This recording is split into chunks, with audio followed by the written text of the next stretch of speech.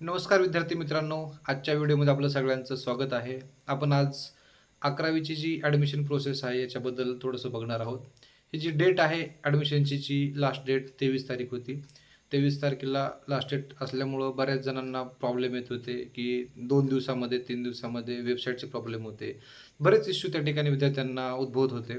तर याच्याच पार्श्वभूमीवरती त्या ठिकाणी 25 तारीख ही एक्सटेंड करून दिलेली आहे. म्हणजेच आपण 25 तारखेपर्यंत आपले जे प्रेफरन्सेस आहेत ते आपण अनलॉक करू शकतो, लॉक करू शकतो.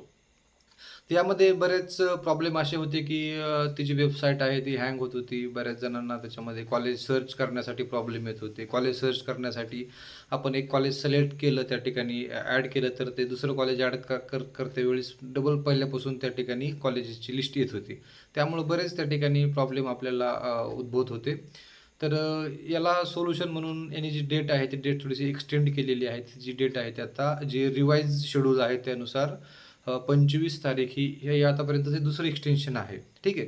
तर ती 25 तारीख ही त्या ठिकाणी एक्सटेंड केलेली आहे. तर ज्या विद्यार्थ्यांनी या ठिकाणी 11वीच्या ॲडमिशन प्रोसेससाठी अप्लायड केलेलं नाही, अशा विद्यार्थ्यांनी अप्लाय करून घ्यायचं आहे. आपला जो कॅप प्रेफरन्स आहे, कॅप राउंड 1 साठीचा तो त्या ठिकाणी आपले जे ऑप्शन्स आहेत, आपण मॅक्सिमम 10 त्या ठिकाणी कॉलेजेस टाकू शकतो.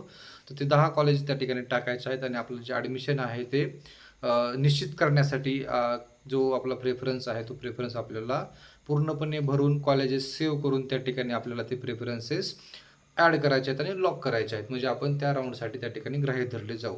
जर आपल्याला ॲडमिशन प्रोसेसबद्दल किंवा 11वी-12वीच्या पुढच्या सिलेबसबद्दल काही डाऊट्स असतील तर मित्रांनो तुम्ही या ठिकाणी चॅनलच्या माध्यमातून कमेंट्स कुठल्याही व्हिडिओवरती तुम्ही कमेंट करू शकता. त्याचं समाधानकारकरित्या तुम्हाला त्या ठिकाणी उत्तर दिलं जाईल. धन्यवाद.